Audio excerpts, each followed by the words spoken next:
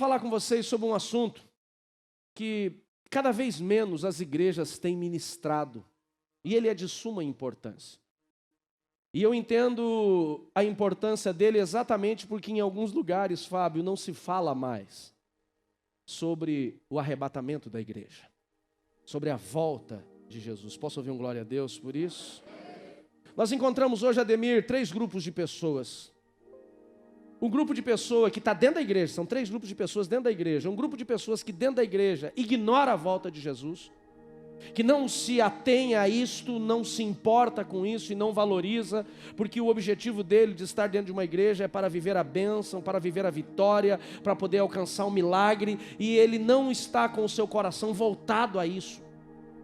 Nós encontramos um segundo grupo de pessoas que não só ignora, como dentro da igreja nem acredita que Jesus vai voltar. E encontramos um terceiro grupo de pessoas que eu espero que estejam todos nesta igreja.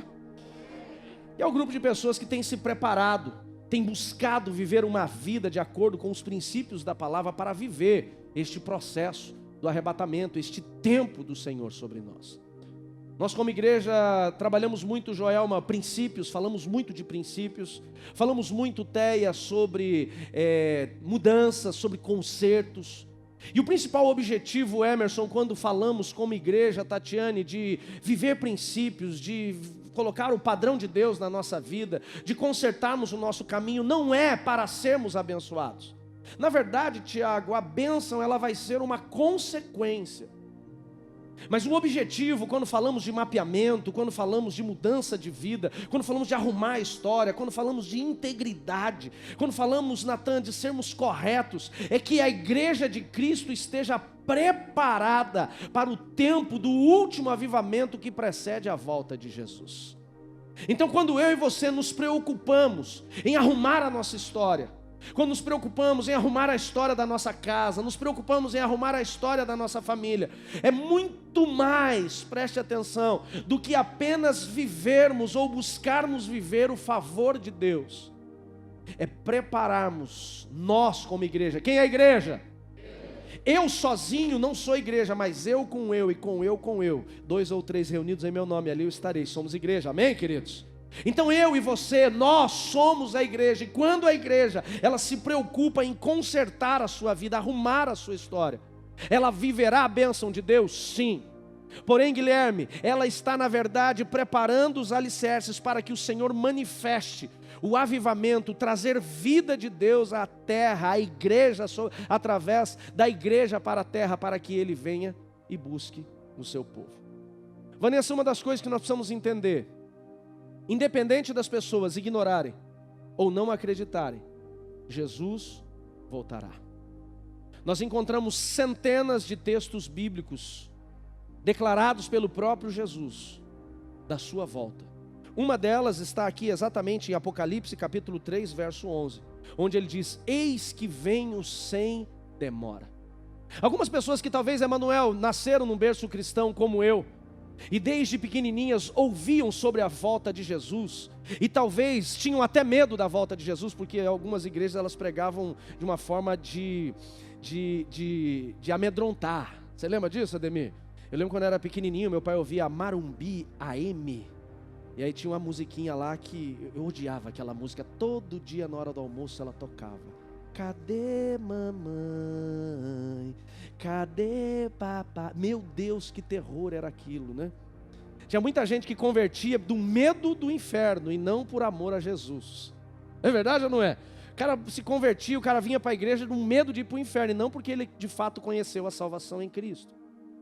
Então talvez por conta desses, eu tenho 43 anos, então pelo menos 38 anos, né, ou há 38 anos eu já estou ouvindo sobre a volta de Jesus. Algumas pessoas pensam que ele esqueceu, que ele não volta mais. E quando leem esse texto de Apocalipse 3:11, dizendo, eis que venho sem demora, alguns desavisados assim, já demorou. Outros talvez dizem, não, mas ele já fala que voltaria lá do tempo de Paulo, de Pedro, e por que não voltou ainda? Nós precisamos entender que quando o texto fala, Luana, eis que venho sem demora, é que ele vem no tempo certo e não no tempo que eu e você queremos que ele venha. Quem está me entendendo, diga amém. Ele não vai demorar porque no tempo certo ele voltará. Ele voltará. E isso está na Bíblia Adventista, na Bíblia Católica, na Bíblia Evangélica. Toda a Bíblia que tem a mesma base, tem as mesmas passagens de Jesus declarando: eu volto, eu volto. Se você puder, coloca para mim, filha, o Evangelho de João, capítulo 14, verso 1. Mais uma vez nós vemos Jesus prometendo. Nós vamos encontrar centenas de promessas de Jesus sobre a sua volta, e a sua volta tem o objetivo de contemplar, de salvar, tem o objetivo de levar os seus. Quem são os seus? A igreja. 14 de João, verso 1, Maria diz assim: não se turbe o vosso coração, creiam em Deus e creiam também em mim, pois na casa do meu Pai há muitas moradas. Se não fosse assim, eu não teria dito isso a vocês. Eu vou agora preparar para vocês um lugar. E quando eu for e vos preparar lugar, voltarei. Diga comigo outra vez. Eles voltarei outra vez. E então os levarei para mim mesmo, para que onde eu estiver, vocês também estejam. Apocalipse, Jesus diz: eis que venho sem demora, Júnior. Evangelho de João, Jesus diz: eu vou preparar morada. 1 Tessalonicenses, capítulo 4, verso 16, nós vamos entender, Maria, como será a volta de Jesus. Independente de você crer ou não, independente de você esperar ou não, Ele voltará para os seus. Se somos, Elvis, o tipo de igreja que está buscando a Deus apenas para viver bênção, apenas para alcançar um milagre, não estaremos preparados para isso. O Evangelho de Mateus, capítulo 25, Jesus fala de dois grupos de virgens, as 10 virgens divididas entre as 5 loucas e as 5 prudentes. E as 5 prudentes foram aquelas que estavam com azeite, estavam esperando o noivo com azeite sobressalente, fala do Espírito Santo. A gente vai falar futuramente mais sobre isso. Ou seja, uma parte da igreja que estava preparada. O próprio Jesus começa a falar, quando ele fala dos sinais, ele diz: 2 estarão no campo. E quando a Bíblia fala, Séfora, de campo, está falando de trabalho missionário. Jesus diz: os campos estão brancos, poucos são os ceifeiros. Significa tem muita gente buscando salvação, pouca gente para levar a salvação a eles. E aí então, Will, o texto bíblico diz lá de Mateus que 2 estarão no campo, um será levado, outro será deixado. Significa que, infelizmente, uma parte da igreja, como aquelas 5 virgens loucas, não está preparada, não está preocupando, não buscou ter um encontro real com o seu Salvador para poder encontrar com Ele. Ele voltará. Posso ouvir um amém por isso? A minha pergunta é: será que estamos nos preparando para este encontro? 1 Tessalonicenses, capítulo 4, verso 16, diz assim, Márcia: porque o mesmo Senhor descerá do céu. Ele vai voltar. Ele diz: eis que venho sem demora. Depois em Evangelho de João ele diz: eu virei outra vez. E Paulo diz em 1 Tessalonicenses: porque o mesmo Senhor descerá. E descerá com um alarido, com a voz de um arcanjo, com uma trombeta de Deus. E aí ele começa a dizer como é que vai acontecer este arrebatamento. Ele diz: aqueles que morreram em Cristo, aqueles que morreram em salvação, ressuscitarão primeiro. Depois nós, que ficarmos vivos, seremos arrebatados junto com Ele nas nuvens, ao encontrar o Senhor nos ares. Assim estaremos para sempre com o Senhor.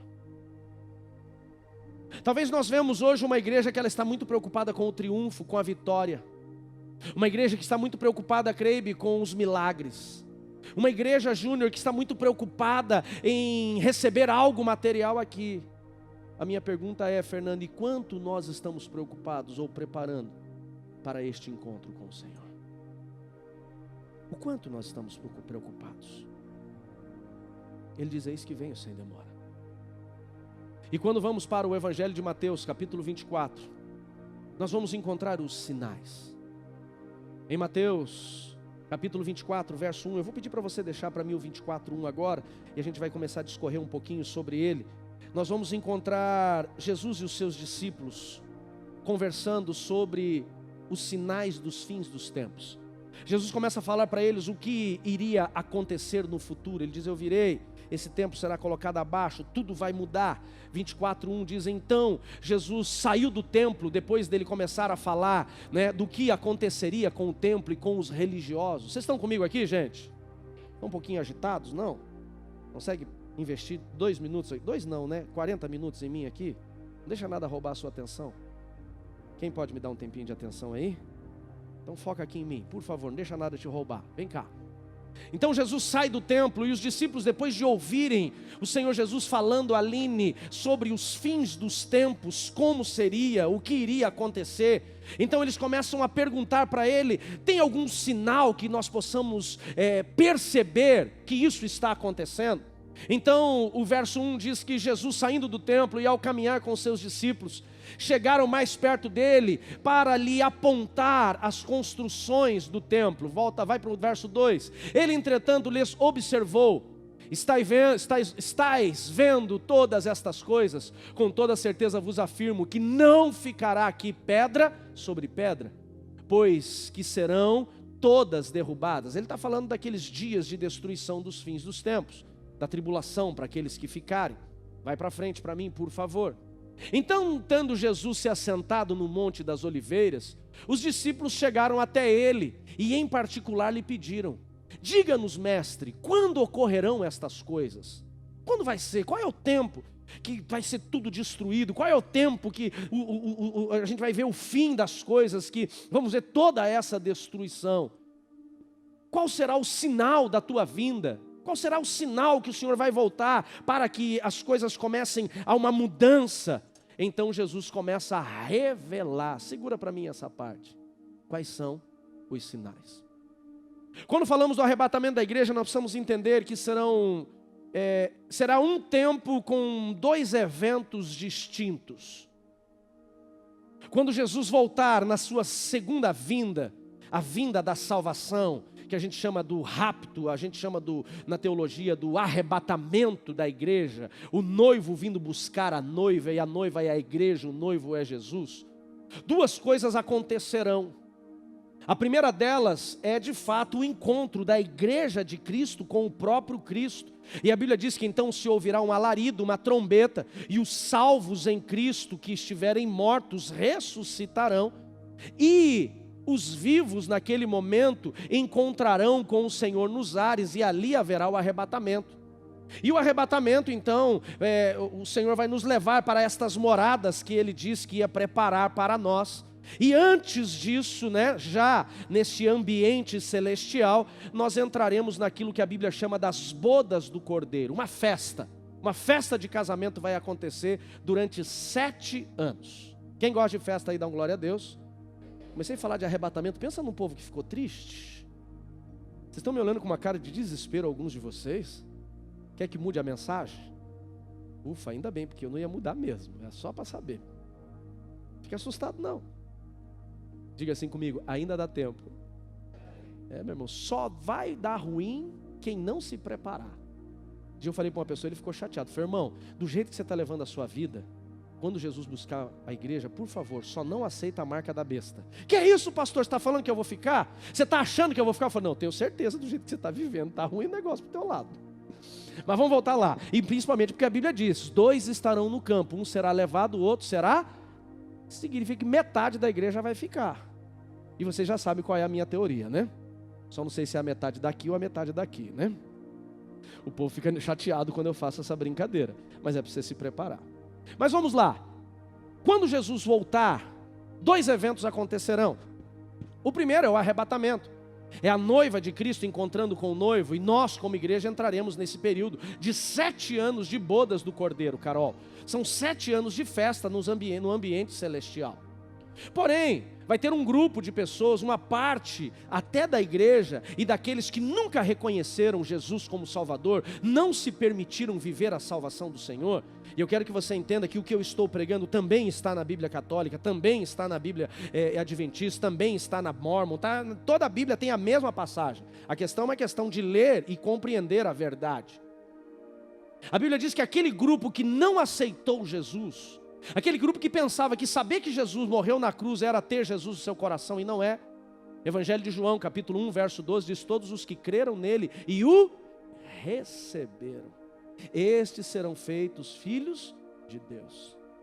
Então, Cleia, mesmo que a pessoa saiba que Jesus morreu na cruz, mesmo que ela comemorou o Natal, comemorou a Páscoa, se ela não o recebeu, se ela não se entregou e não o recebeu como seu Salvador, não será salvo. E aqui na terra haverá também 7 anos. Mas 7 anos que a Bíblia chama de tribulação. 3 anos e meio de uma falsa paz e 3 anos e meio onde o pau vai torar. São 21 manifestações de destruição da terra, onde a Bíblia diz que 1/3 da terra será dizimada. Fome, peste, coisas que nós nunca imaginamos enxergar. Se você acha que o mundo está ruim, espere, não espere. Melhor não esperar, mas vai piorar. Mas hoje eu não quero falar da tribulação. Eu quero falar do arrebatamento. Para aqueles que vão com Cristo, amém, queridos? E para que possamos viver a salvação em Cristo, para que possamos encontrar com o nosso Senhor e Salvador, Andréia, uma coisa é fundamental: nós compreendermos os sinais da sua volta. Então vou pedir para você agora ficar com a sua Bíblia aberta comigo em Mateus 24, e nós vamos avaliar alguns pontos destes sinais. Emílio, os discípulos de Jesus chegam até ele e dizem assim: mestre, diga-nos, quais são os sinais da tua volta? Quais são os sinais que o Senhor vem salvar os seus? Como que nós podemos entender estes sinais para alinharmos a nossa preparação? Lá na parábola das 10 virgens, a Bíblia chama esses sinais do grito. Quando vem o grito e diz: o noivo está chegando. Quando eu e você começarmos a avaliar os sinais com atenção, pastor Odô, nós vamos descobrir que não é que eles estão acontecendo. Na minha avaliação, Marcos, eles já aconteceram. Eu vou trazer algumas informações que vale muito a pena nós avaliarmos. A primeira delas, Amanda, está no verso 6. Coloca para mim o verso 6. Jesus então começa a falar quais são os sinais da sua segunda vinda, da sua volta, da volta do arrebatamento, doutora Cris Veiga. E ele diz assim: então um dos sinais é que vocês ouvirão de guerras e rumores de guerras. Ele diz: olhai, e não se assustem, porque isso é mistério, e é importante que tudo isto aconteça. Mas, quando ouvirmos de guerras e rumores de guerras, ele diz: ainda não é o fim, porque se levantará nação contra nação e reino contra reino. Olha para mim aqui, não perde atenção com o celular, com o Instagram, com o Facebook. Se você veio para a igreja hoje, ouve o que Deus quer falar contigo, fica comigo. Uma coisa é importante nós entendermos: o que está acontecendo agora na guerra. Eu não estou pregando hoje por causa da guerra da Ucrânia, até porque vocês sabem que eu sempre tenho falado desse assunto. Mas o que está acontecendo agora na guerra da Rússia com a Ucrânia, na verdade, isso também já deixa bem claro o sinal. Ele diz: primeiro você vai ouvir rumores de guerra. O mundo ele vive em guerras, e nos últimos 100 anos, o que nós já vimos? Nos últimos 100 anos nós já tivemos as 2 grandes guerras, e infelizmente, segundo os professores de geopolítica, estamos trilhando o caminho da 3ª guerra mundial, se isso acontecer. E por favor, coloquem amor nas minhas palavras, no que eu vou dizer agora. Você vai ver, já estava uma desordem econômica no país por conta da pandemia, e agora só piora. Eu não estou aqui para defender governo A ou B, não é uma questão de governo, é uma questão de sinais. E o que nós estamos fazendo? Nós estamos no crente danoninho, me dá, me dá, me dá. A gente só quer bênção. Nós precisamos entender que a bênção de Deus, ela vai ser resultado de uma vida de fidelidade. Posso ouvir um amém? Mas é tempo de preparação. É tempo de nós prestarmos atenção nesses sinais que Jesus apresenta. Ele diz: haverá guerras e rumores de guerra, mas não é o fim, não se preocupe. Ele diz: porque então se levantará nação contra nação e reino contra reino. Eu quero ter a oportunidade um dia da gente trocar uma ideia sobre Gog e Magog, e tem tudo a ver com o que está acontecendo. É apocalíptico. A guerra Gog e Magog está no Apocalipse. Então, quando nós lemos as Escrituras Sagradas, nós vamos entender que, na verdade, tudo o que tem acontecido no mundo, Jesus já declarou para nós há 2000 anos atrás. A questão, Emerson, é que nós não paramos. Nós temos visto guerras no mundo há muito tempo. Guerras civis na África, nós já até paramos de falar. Tem um cara chamado Adi Dada. Ele era, esqueci o nome do país dele agora, Jesus. Uganda. O cara dizimou no país dele, nos anos 70, 3 milhões de pessoas. Guerra civil. A todo momento está estourando uma guerra no mundo árabe. Israel vive continuamente se protegendo dos ataques dos seus inimigos. E as guerras econômicas? O que aconteceu com os Estados Unidos nessa pandemia? Você acha que isso já não é uma guerra? E as guerras contra a violência? Nós vivemos guerra todos os dias no Brasil. Todos os dias nas periferias. Todos os dias no Rio de Janeiro. Olha o que acontece em São Paulo todos os dias. Morre muito mais gente no Rio de Janeiro do que em guerras como no mundo árabe. Mas nós não estamos prestando atenção nesses sinais. Talvez agora, com uma guerra entre Rússia e Ucrânia, a igreja se esperte e fala, opa, está ficando esquisito. Agora nós começamos a ver o mundo se organizando, China se aproximando da Rússia, os países da OTAN se organizando para defender a Ucrânia, a Europa desesperada, o povo cobrando dos governos, e aí qual é a sua posição? Todo mundo pisando em ovos, mas de uma coisa tenha certeza, Jesus já disse que isso iria acontecer. Ele diz, mas não será só isso. Não será só isso. Verso 7, se você puder vir comigo. O verso 7 diz, porquanto então se levantará nação contra nação, reino contra reino, e haverá fome, pestes e terremotos em vários lugares. Agora eu quero que você preste atenção no verso 8, que ele diz, mas todas estas coisas são apenas, diga comigo, o princípio. Diga comigo, é o início. Filipe, é apenas o início das dores, a Bíblia diz. É só o início. É claro que a nossa geração, a geração de 20 anos hoje, ela já está um pouco mais acostumada com esse mundo tenebroso do que a nossa geração, pastor Ronaldo, de 40. E a nossa geração de 40 está um pouco mais acostumada com as dores do que a geração dos nossos pais de 60. É verdade ou não é? Nós pegamos os mais velhos hoje dizendo assim, meu Deus, o mundo já está um caos, porque não era desse jeito na juventude deles. E cada vez nós estamos nos acostumando mais com o pecado, com a iniquidade, com a destruição, com a morte. Eu lembro que há, 25 anos atrás, o caso de um pai que soltou a filha do prédio pela janela e ela morreu. Lembra um casal de advogados, o pai e a madrasta? Eu não lembro o nome do caso. Nardoni, lembram disso? Gente, aquilo virou manchete no Brasil. Semanas, meses. Agora é tão comum, pai matando filho, filho matando pai.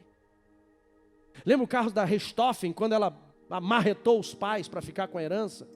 Meu Deus, como isso foi desesperador. Mas todos os dias nós temos visto casos, ou se pararmos vamos ver casos de Richthofens, e nós estamos fazendo o quê? Nada. Porque nós estamos acostumados. Nós já nos acostumamos. E é claro que esse tipo de assunto deixa algumas pessoas desconfortáveis. Por quê? Porque as pessoas querem vir para a igreja para receber palavra de bênção. Quando você fala de um assunto que nós temos que nos preparar, algumas pessoas ficam desconfortáveis e elas se levantam e vão embora mesmo. Mas eu não me preocupo, porque eu estou aqui hoje para pregar a verdade, amém, queridos? A Bíblia diz, conhecereis a verdade vos... Você pode ficar desconfortável com o assunto, não tem problema, vai acontecer. Vai acontecer. E o meu objetivo hoje é que você esteja preparado, porque depois do arrebatamento da igreja, muitos procurarão a igreja, mas ela não estará, porque a igreja não é o prédio. Quem é a igreja? Somos nós. Porém, alguns, quando procurarem a igreja, talvez encontrem os seus pastores que não pregaram sobre o assunto e não acreditaram. Quando Jesus voltar, se você ficar, não vem aqui, porque eu não vou estar.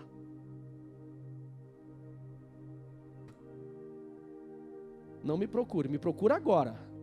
Agora eu estou aqui, depois não. Posso ouvir um amém? Fala assim, eu também não. Amém. Nem que seja profético. Eu não estou dizendo que Deus não quer te abençoar. Eu não estou dizendo que Deus não quer manifestar o favor. Mas o nosso coração não tem que estar voltado na bênção, na riqueza, na construção de coisas materiais. Tudo isso vai ser resultado. O que eu e você precisamos é entendermos o que está acontecendo no mundo e que esses sinais, eles já estão acontecendo. Olha que coisa interessante, eu separei alguns dados aqui, para a gente ter mais clareza, Cadu, sobre estes sinais. Vamos falar rapidamente sobre fome. Então, primeira informação, a Organização das Nações Unidas, a ONU, diz que em 2021, mais de 850 milhões de pessoas passaram fome no mundo. Quase 1 bilhão de pessoas em 2021 passou fome no mundo. O que o texto diz? Que haverá fome. Se nós achamos que a fome foi erradicada no nosso tempo e que a fome era uma coisa de 30, 40 anos atrás, não. A ONU nos prova, com números, que hoje, agora, no ano 2021, que acabou de encerrar, são 850 milhões de pessoas que passaram fome no mundo.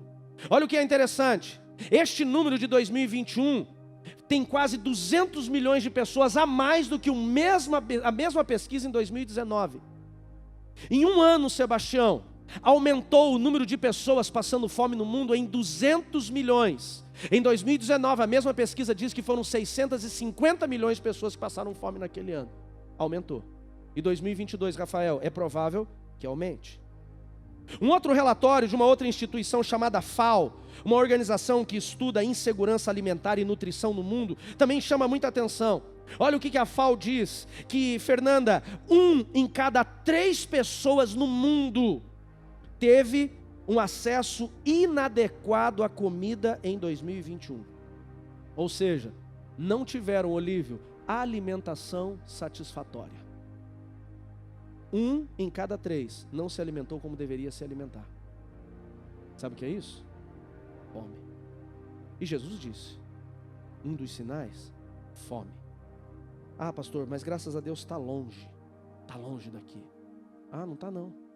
Segundo o IBGE, em 2020, nós somos 212 milhões de brasileiros. Em 2020, na pesquisa, no censo de 2020. E essas pesquisas dizem também que em 2021, dos 212 milhões de brasileiros, 116 milhões conviviam com algum tipo de insegurança alimentar.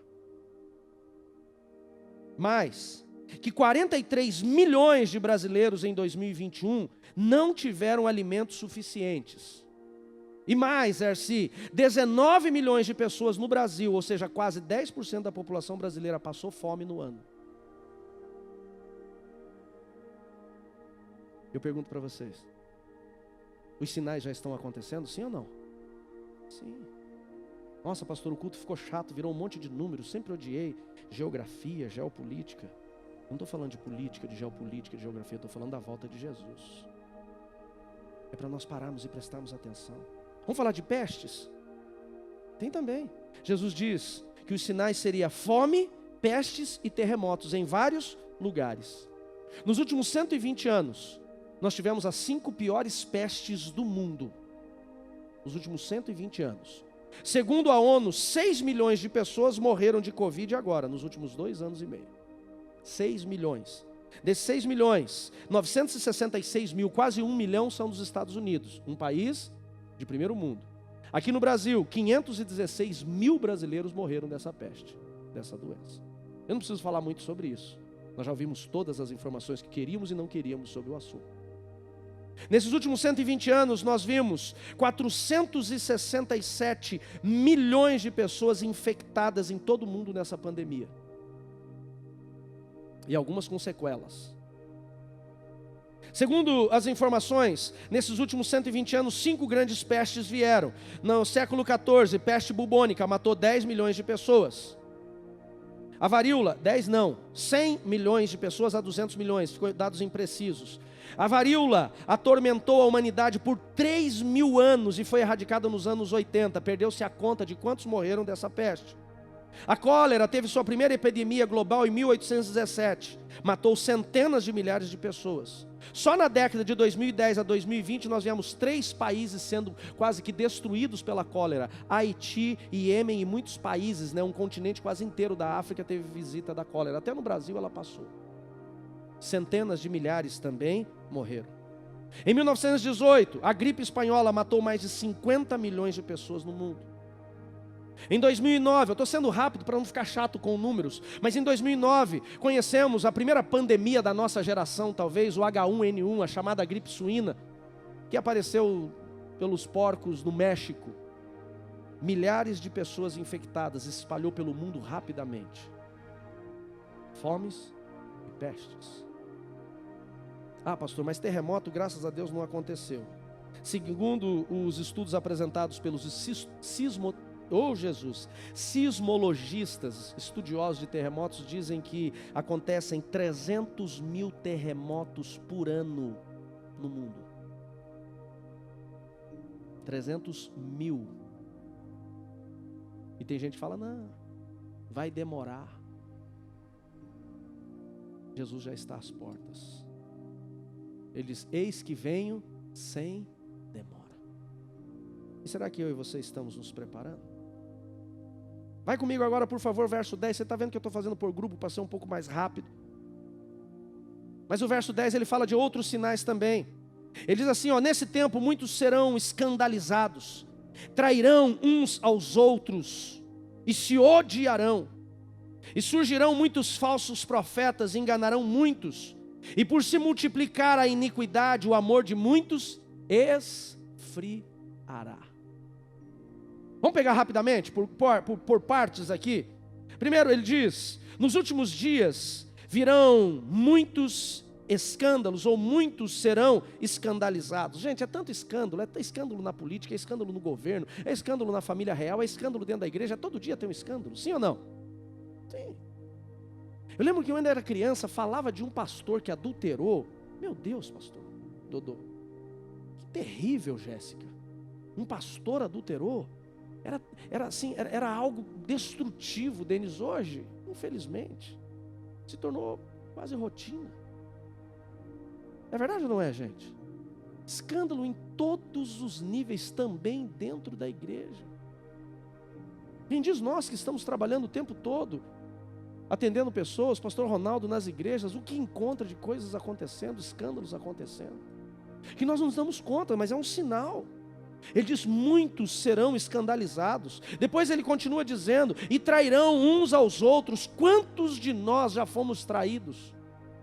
Quantos dentro da igreja foram traídos por cônjuge, por filho, por pai, por amigo, por sócio? É verdade ou não é, gente? Sim ou não? Segundo pesquisas, o brasileiro é um dos povos mais desconfiados do mundo, por mais que ele seja acessível. E Curitiba o índice vai lá no alto, né? E por quê? Porque o brasileiro ele passa por traição o tempo todo, está todo mundo tirando dele um pouco, todo mundo arrebentando com ele. Se eu pedir para levantar a mão aqui, quem já foi traído em algum momento da vida? Todo mundo aqui vai levantar a mão, eu acredito, Vanessa. São sinais que nós às vezes não paramos para prestar atenção. Ele continua dizendo, e muitos e uns odiarão os outros. Se você não viu ódio ainda, para num vídeo do YouTube, qualquer um, e começa a ver o ódio do povo. Para nos comentários das redes sociais para você ver. Existe, sim ou não? Só você escrever alguma coisa que uma parte da sociedade não concorde. Se eu for para a internet e sair esse vídeo aqui, essa parte aqui que eu falei, não tem mocinho nessa guerra, presta bem, meu povo arrebenta. Tem uns que disseram, te odeio, morre. É verdade ou não é? Simplesmente porque você tem uma opinião diferente da deles. O ódio, infelizmente, Diego, ele tem tomado o coração das pessoas. As pessoas se odeiam muito mais do que se amam. Jesus, ele ensinou, ame ao teu próximo como a ti mesmo. E o que nós encontramos? Ódio pelo próximo. Ódio crescendo cada vez mais. Não se tem oportunidades mais de mudanças, porque o ódio tem tomado o coração das pessoas. Continua o texto e diz, e surgirão muitos falsos profetas e enganarão muitos. E entrar nesse assunto aí a gente tem um culto inteiro. Meu irmão, você liga tua rede social. Eu estou agora num propósito de rede social, só posto, não acesso, não fico vendo. Eu tenho 10 minutos por dia de rede, é um propósito meu com Deus, para dar uma desintoxicada também, porque o cara começa a ficar meio viciado às vezes no negócio. Mas se você desbloquear o seu aparelho celular, lá por 10, 11 horas da noite, e você estiver nos grupos de crente, você começa a ver os profetas, os falsos profetas, igual pipoca estourando. É ou não é? Os profetas do Pix, manda o Pix que eu dou uma revelação, já viu essa? E sabe que tem besta que cai. Para com isso. Manda o Pix que eu te mando a revelação. Agora é assim, meu irmão, caiu o Pix lá, o cara já tem uma novinha para você. É verdade ou não é, gente? E o cara profetiza tudo que você quer. É só você, meu irmão, é só profecia de porta aberta, eis que vejo uma porta aberta, profecia da chave, eu tenho uma chave, é só baboseira. Os pregadores de heresias, aqueles que não aceitam, o cara não aceita a verdade. Pregar contra pecado é você odiar, quem fala de pecado se torna um fundamentalista. Jesus é amor, sim ou não? Mas ele também é justo. Sim ou não? Não é no Velho Testamento que diz que o salário do pecado é a morte. É lá no livro de Romanos. É no Novo, é na aliança. Tem consequências. Mas as pessoas não querem mais ouvir. E os falsos profetas estão crescendo. As igrejas de falsos profetas estão lotadas. Igreja de tudo que é jeito você encontra agora. Tem igreja para bandido, tem igreja para quem quer uma coisa, quer outra coisa. Não vou nem entrar em detalhes aqui. É ou não é? Tem tudo que você imagina. Tudo que você imagina. Ele continua dizendo, e enganarão muitos. E aí o verso 12 ele diz, e por se multiplicar a iniquidade, o amor de muitos esfriará. William Mar, tem um negócio que nós precisamos parar e prestar atenção. Eu não tenho nada contra o pet, não tenho nada contra os bichinhos. Já tive cachorro, já amei os bichinhos, acho que eu não quero ter hoje, até porque a gente se apega muito a eles. O problema não é amar o bichinho, o problema é amar mais o bichinho do que pessoas. Tem gente que passa na rua e vê um senhor de 70 anos pedindo esmola, cheio de feridas no corpo. Ele diz, esse é um vagabundo. Mas se ele passar na rua e ver um cachorro, o pelo arrepiado, ele para, leva para uma clínica e gasta R$1.500. Não tenho nada contra fazer o cuidado com os animais. Quem está me entendendo, diga amém. Nada contra. Mas qual é o peso? É verdade ou não é, gente? Se encontrar uma criança na rua e essa criança pedir esmola, você fala, isso é para se drogar, isso aí deve ter alguém explorando ela, não vou dar dinheiro. Não estou dizendo também que você tem que sair dando dinheiro, mas é uma avaliação. Mas pelos animais, meu Deus, a causa, equilíbrio. Mas por que isso está acontecendo? Porque o amor está esfriando, nós não amamos. E se nós falamos de pessoas que não conhecemos, quem dera de pessoas que muitos conhecem. Quantos idosos abandonados em asilos? Está aqui o Sebastião, nós fazíamos o projeto social nos asilos, né, Sebastião? Íamos levar amor e carinho para os velhinhos. Quantos nós encontramos nos asilos abandonados há 3, 4, 5 anos que os filhos não apareciam para ver? Estou falando de pai e de mãe. Eu entendo que tem algumas pessoas que tiveram dificuldade com paternidade, que o cara chegou a odiar o pai. Mas quando o cara tem coragem de largar a mãe, eu já falei para minha velhinha, falei, ó velhinha, nunca, eu te coloco como palavra, nunca vou te colocar num asilo, só numa casa de repouso. Não, brincadeira. Asilo é muito pesado. O Bruno vai levar, não, é minha. Eu falei para a mãe e para a sogra, eu falei, você não se preocupe, nós não vamos abandonar vocês. Porque quando o cara consegue abandonar mãe e pai, eu pergunto, esse amor não esfriou, ele congelou já. Honra teu pai e tua mãe para que tudo te vá bem. Isso é um ponto importante. A Bíblia diz, o amor de muitos esfriará. E por que vai esfriar? Porque se multiplicar a iniquidade, o pecado. Há uma diferença entre pecado e iniquidade. Iniquidade é aquela insistência numa vida de pecado. E hoje é o que nós vivemos, infelizmente, como mundo, o sistema mundial está destruído pela iniquidade. Nós vemos a iniquidade tomando a sexualidade descontrolada, a corrupção descontrolada. Tudo que nós temos visto nos últimos anos, a maldade no coração das pessoas, o como as pessoas elas acabam fazendo mal um para o outro, a destruição. E Jesus disse, por minha causa, muitos de vocês serão odiados, vão ser odiados. E é isso que tem acontecido. Se você não aceita o que se fala hoje, nós estamos sendo odiados. E tudo isso, e eu preciso parar aqui por conta do meu horário, a minha pergunta é, isso vai acontecer ou já está acontecendo? Já está acontecendo, já está. Se pegarmos todos esses primeiros pontos, e eu não aprofundei em Mateus 24 e muito menos entrei em Mateus 25. Tudo que Jesus falou há 2000 anos atrás, já que ele já está acontecendo, e a minha pergunta é, o que eu e você como igreja estamos fazendo? Eu conversava com um grupo de pastores esses dias, e um rapaz missionário da Jocum, ele falou uma coisa, ele falou, pastor, há 10 anos atrás, 20 anos atrás, nós fazíamos as convenções de missionários, e dizíamos, existem 400 nações ainda não alcançadas. Ele falou, agora foi alcançadas pelo Evangelho. E um dos sinais diz que quando o Evangelho for pregado em todo o mundo, Jesus volta. Ele falou, agora nós fizemos uma nova pesquisa, se eu não me engano, não quero estar falando besteira para vocês, mas só existem 37 nações ainda não alcançadas pelo Evangelho de Jesus. E com o advento da internet, meu irmão, é assim. A Bíblia diz que quando Jesus voltar vai ser num abrir e fechar de olhos. Pisca, ele voltou. Pisca de novo. Você entendeu? Ele voltou. Então tem gente que fala assim, não, porque quando ele vier, vai aparecer algo, vai acontecer. Não, meu irmão, é rápido. Só tem uma coisa que eu entendo que está para acontecer, e é por isso que nós trabalhamos e queremos viver em princípios. Abra a tua Bíblia comigo para a gente encerrar em Joel capítulo 2, verso 28.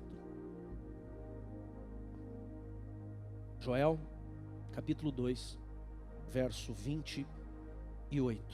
Só tem uma coisa para acontecer. E se não estamos preocupados com isso, está na hora de nos preocuparmos. Joel 2, 28.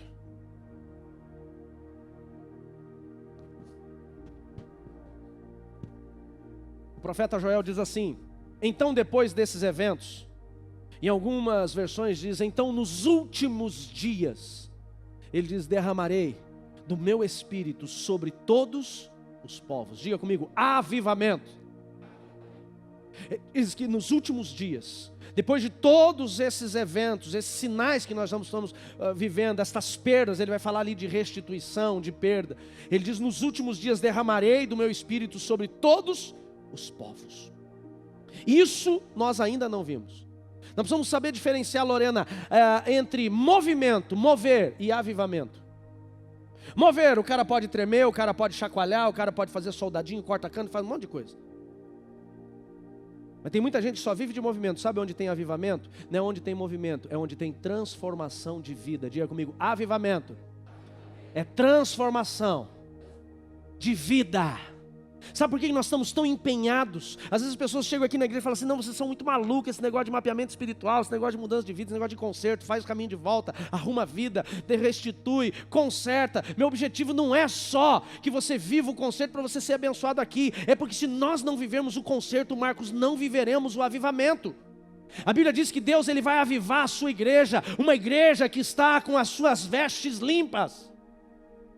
É esse o ponto. Então sim, nós queremos ser, Will, agentes de avivamento, porque ele diz, depois disso, nos últimos dias, eu derramarei do meu espírito sobre todos os povos. Consegue colocar para mim na King James? A King James ele diz, de ser que depois derramarei do meu espírito sobre toda a carne. Aqui em português diz, vossos filhos e filhas profetizarão. Na verdade no hebraico nós não vamos encontrar a palavra filhos e filhas. Ele diz, vossas crianças e adolescentes. Ele usa um termo que pega de uma criança recém-nascida até o final da sua adolescência. Esse é o termo. Então se nós fôssemos traduzir pro real mesmo, essa passagem seria, todas as nossas crianças e adolescentes nos últimos dias profetizarão. Agora a minha pergunta é, como que os nossos filhos vão profetizar se nós não arrumamos a nossa vida?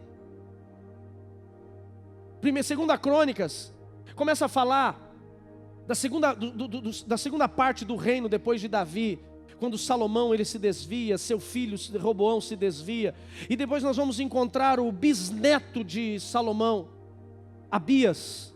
A Bíblia diz que Abias, ele se voltou ao Senhor. O reino foi dividido.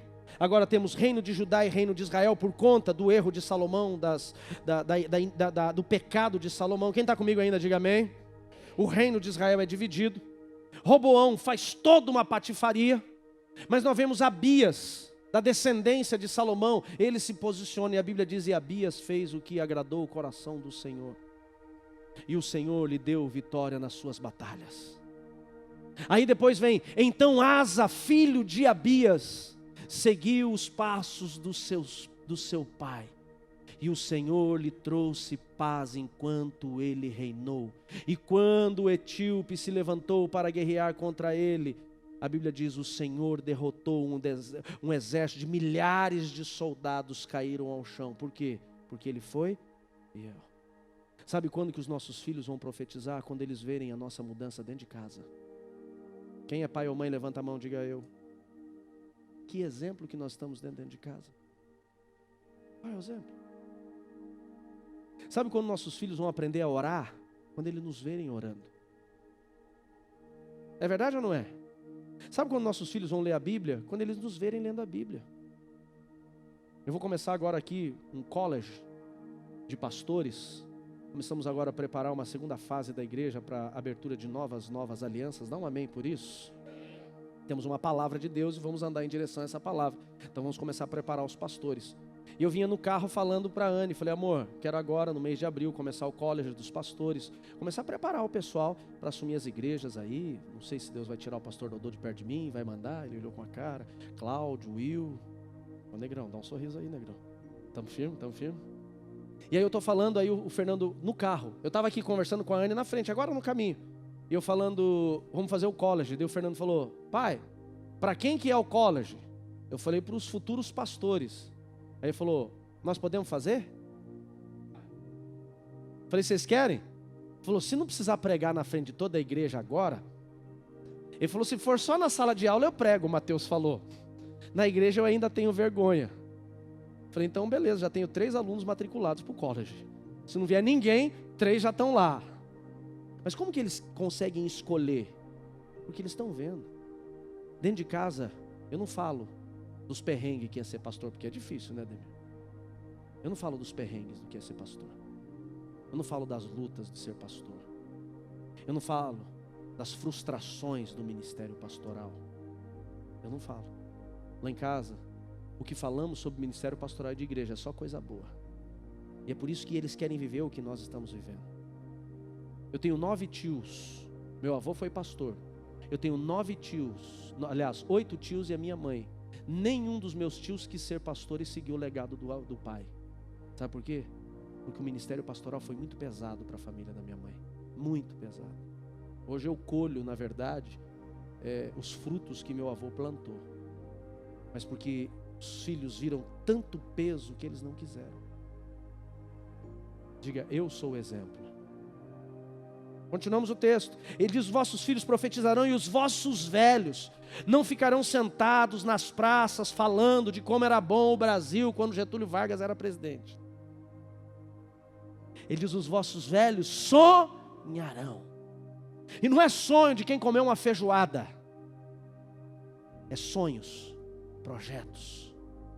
Então os nossos velhos, eles não ficarão desesperados nos asilos.